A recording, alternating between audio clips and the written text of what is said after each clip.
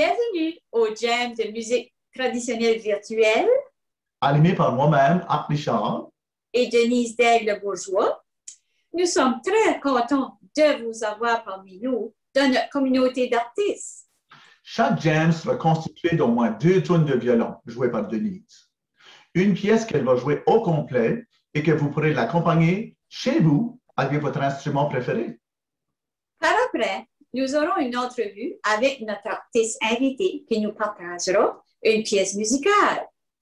Et à la fin du jam, Denise vous proposera une nouvelle pièce, jouée plus lentement, afin que vous puissiez la pratiquer avec elle avant le prochain jam, quand elle fera cette pièce au complet avec vous. Et c'est ça la recette du jam. Avec, bien sûr, de la bonne humeur.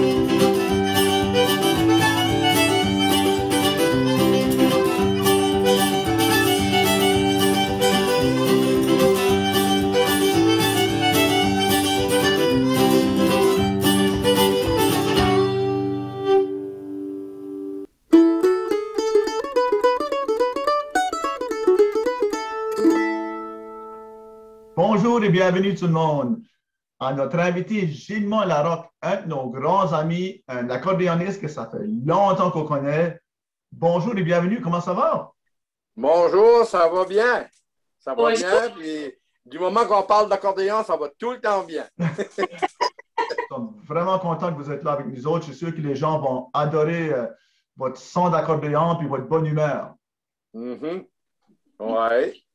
Dis-moi, à quel âge que tu as commencé à jouer ton instrument, la musique? Ben là ça me prend vraiment là, parce que je compte souvent cette histoire-là. J'avais à peu près 12-13 ans. Mon père avait emprunté l'accordéon de mon oncle, puis c'était pendant le carême. Okay? Pendant le carême, là, c'est pas dans ce temps-là, quasiment 70 ans passés, à peu près, peut-être 75 ans passés, il n'y avait pas de raison de jouer de la musique pendant le carême. Ça fait pas le temps des parties. Moi, je m'en allais en haut, parce qu'on avait une petite maison, je m'en allais en haut, quand papa et maman sortaient, puis là, je m'amusais sur l'accordéon.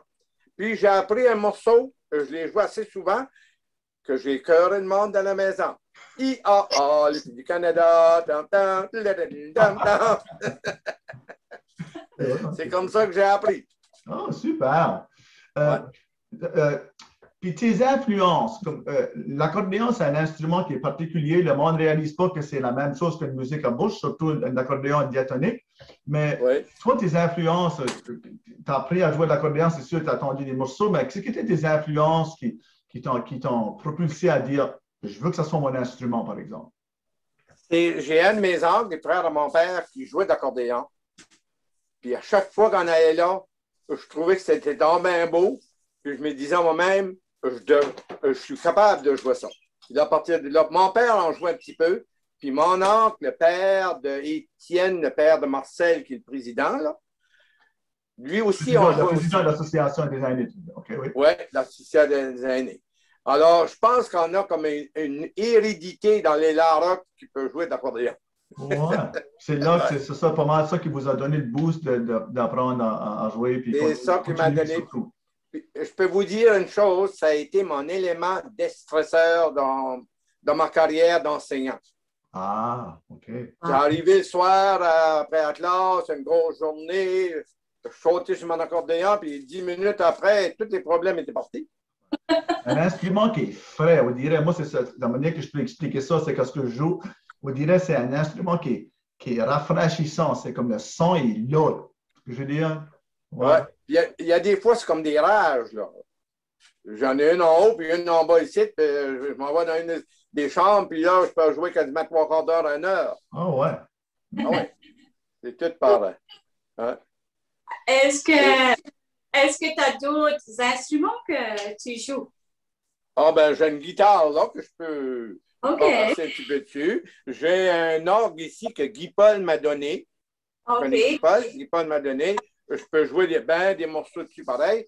Comme tout à l'heure, j'ai montré un piano qu'un de mes anciens professeurs avait. Puis je lui avais dit, quand tu veux te débarrasser de ce savoir, il est décédé. Puis ses 2 enfants ont dit, es-tu encore intéressé au piano? Oui, bien, viens le chercher. Oh, wow. J'ai hérité ce piano-là. Je joue de la musique à bouche aussi. Ah oui, ben c'est bon. Mais pendant que j'avais ma grande barbe, c'était pas évident de jouer de la musique à bouche. Non. Ouais. En passant, Guy-Paul Larocque, c'est ton garçon? Oui, Guy-Paul. Excellent joueur de violon aussi, hein? Ah oui, j'ai montré les trophées à Art tantôt, là, que lui, avant l'entrevue. tout le tour ici. Parce que je pourrais, moi aussi, plein de trophées, ouais. J'aime tout le genre de musique, violon, accordéon, même Madeleine. J'en ai joué un petit peu sur la Madeleine, j'ai joué un petit peu du banjo, mais pas assez pour... La musique traditionnelle. Ouais. La musique traditionnelle. Est-ce qu'il y a un spectacle de ta carrière, parce que ça fait longtemps que vous jouez l'accordéon, est-ce qu'il y a un spectacle de ta carrière qui t'a marqué plus que d'autres choses, que tu dis, ce spectacle-là, là, ça, on dirait, c'était là? Ben, on a joué souvent depuis une couple d'années. Là, maintenant, ce n'est plus en branle. C'est les marchés. Okay. On allait à Chupagan, puis j'ai adoré ça, mais ça fait 2 ans avec le COVID là, que ça a arrêté, puis j'adorais ça. OK. Ouais. Quand vous étiez, on va dire, un peu plus jeune, vous avez commencé à jouer de l'accordéon, c'était sur l'estrade ou quelque chose de même. Est-ce qu'il y a un spectacle quelque part, tu dis, wow, j'étais sur les nerfs, tout ça, mais ça a bien été, ou bien que c'était devant un tel public, ou que ça a vraiment touché quelqu'un, par exemple? Ou... Moi, je peux te dire qu'avant que j'aille en public, j'ai joué longtemps dans ma chambre en privé. Comme beaucoup de monde, oui. Oui. Puis là, ben, j'avais une certaine réticence à aller à l'extérieur. Ah, OK. Mais bon savoir. Il y a un moment que j'ai adoré jouer d'accordéon, c'est durant la crise du verglas. OK. Durant la crise du verglas, ils avaient organisé au sous-sol de l'église à la Mecque un rendez-vous pour tous ceux qui n'avaient pas d'électricité. Il y avait des gens qui demeuraient là, qui couchaient là parce qu'il n'y avait pas d'électricité. Puis ils m'ont demandé si je voulais aller faire de la musique. Puis je suis allé 2, 3 soirs. Puis les gens ont adoré ça. C'est peut-être l'événement, ça. Moi, je te connais, ça fait longtemps. Je connais avec l'Association des aînés parce que moi, ça fait longtemps que je suis là. Puis je te connais comme un monsieur de grand cœur. Ça, c'est certain, parce qu'on a passé du temps ensemble, à des réunions, etc. Mais je te connais de grand cœur parce que les gens qui te connaissent vraiment, ils savent qu'avant ça, tu avais une grande barbe blanche. Là, tu sens ma petite jeune, tu avais une grande barbe blanche. Puis, tu as fait le Père Noël pour longtemps. Puis ça, c'est... Longtemps. C'est quelque chose qui venait d'ici, ça. Donc, les gens que je parle de Gilles de la Roque, oui, le Père Noël, oui, lui, grand cœur, tu vois vraiment ça après faire du bien aux gens. Donc, ça, c'est super. C'est une belle... Puis mon frère, que je te disais tantôt, est venu avec mon accompagnateur de guitare, une soirée, puis on a fait de la musique, le violon, puis l'accordéon. Puis... Wow. Ça a été, moi, ça a été l'événement le plus plaisant que j'ai pu vivre là, dans toute ma carrière d'accordéoniste. D'accord. Quand on allait en camping, mon accordéon, c'était une des premières choses que je mettais à bord. Avant ta femme? Avant ma femme, parce que je ne voulais pas oublier mon accordéon. Puis, on a été souvent à Parley Beach Camping, puis la madame qui gérait ça, je l'ai appelée parce que les autres ne faisaient pas de réservation. Je disais, demain matin, on part là. Mais toi, là, arrive pas avant 11 heures. Sais-tu pourquoi? Parce qu'il y avait une filée. Puis, elle me donnait toujours le site, soit le numéro 1 ou le numéro 2. Parce que je jouais d'accordéon tous les soirs. OK. Ça tire une bande. Ouais. Ça tenait le monde réveillé, là. Ben oui. On a fait ça pendant des années. C'était des bons moments.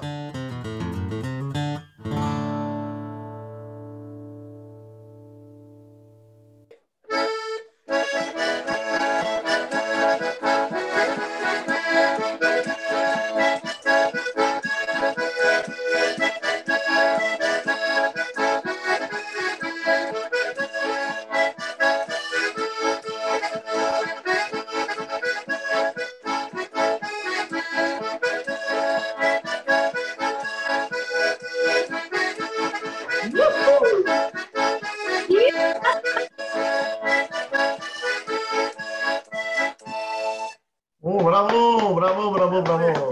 Puis aussi, avec le coronavirus, c'est pas évident. Ben, c'est quoi tes plans pour le futur comme musicien?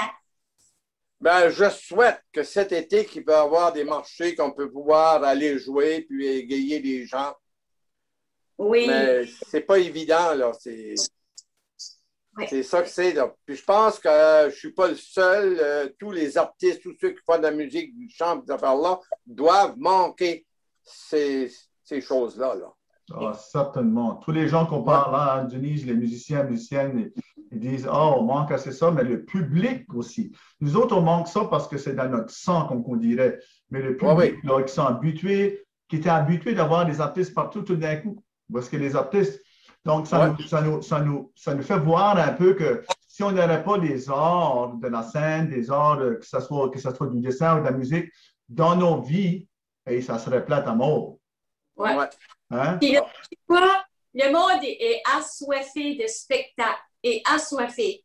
Ouais. Comme on va revenir à la normale. Puis moi, je prends cet été voir des spectacles un petit peu à l'extérieur. Ça va dire... Le monde a soif. Puis je pense que ça va faire du bien pour tout le monde d'avoir des grandes fêtes. Je pense qu'on pourrait le faire. Oui, c'est sûr que c'est une moyenne situation qu'on est dedans. Moi, alors que je suis rendu, là, vous ne direz pas mon âge, je ne suis pas jeune, là.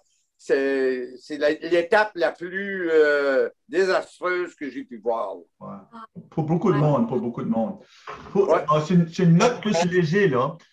Il doit y avoir une situation dans ta carrière qui est arrivée, un bris mécanique ou quelque chose de même qui donne une tournée ou quelque chose, ou dans un spectacle que tu pourrais nous conter qui est un petit peu comique. J'avais un accordéon comme ça. Puis vous savez que tu as un accordéon, il y a des espèces de clous qui tiennent ça. Hein? Oui. Il y en a 4. Puis j'étais en camping justement chez Diac. Puis j'étais dehors. Puis le monde est arrivé, une gang de caraquettes. Puis j'ai joué une grande valse. Puis quand j'ai tiré l'accordéon, les 2 morceaux d'accordéon m'ont resté dans les mains. Le cauchemar d'un accordéoniste, ça. Wow! Oui, j'avais 2. Le monde en rit pas mal. Hein? Ça fait que... La valse, ça fait Oui, ça a été l'événement le plus grandiose que j'ai vécu avec mon accordéon. Wow! Ouais. Ben, je suis certain, comme je sais que ce jam ici, il va passer sur les ondes. Après que tu auras fait un live pour l'association qui va être un dimanche après-midi, ben, je suis sûr que les gens vont avoir aimé ça beaucoup. Juste pour dire aux gens, puisqu'ils peuvent le revoir sur notre canal YouTube s'ils veulent le voir après aussi. Là. Ah oui, on les revoit toutes à mesure, là. Oui, c'est ça. Puis on le met sur notre page Facebook, puis on le met sur notre canal YouTube aussi. Donc là, il peut rouler, puis les gens peuvent le revoir, le revoir. C'est ça qui est le fun. Donc, c'est là que tu vas jouer aujourd'hui. C'est là que les gens m'entendent aujourd'hui. C'est la toune à Emma. OK, la toune à Emma. Merci beaucoup, beaucoup d'avoir été avec nous autres aujourd'hui. Puis les gens vont sûrement, comme on dit par chez nous, enjoyer votre toune d'accordéon, vos 2 tonnes d'accordéon. Puis merci beaucoup d'avoir été avec nous autres aujourd'hui. Merci infiniment. Je sais que tu connais Denis, ça fait longtemps aussi. Donc, ah oui, ça fait longtemps qu'on connaît Denis. On l'aime bien. Les gens vont. À la prochaine. OK. Bye. Bye. On écoute la toune à Gilles Larocque sur l'accordéon.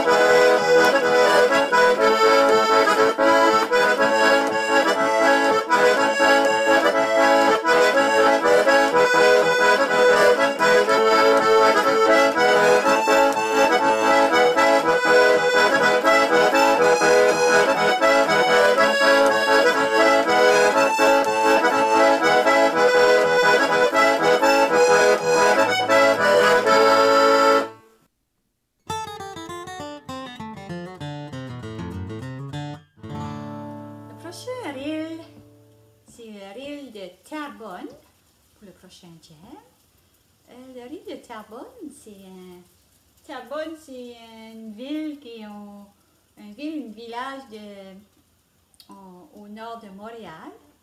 Ça doit être un violoneux qui a composé cette pièce-là, le riz de Terrebonne, que j'aime beaucoup jouer. Je vais la jouer au ralenti et ensuite je vais vous la jouer à la vitesse normale. Le riz de Terrebonne.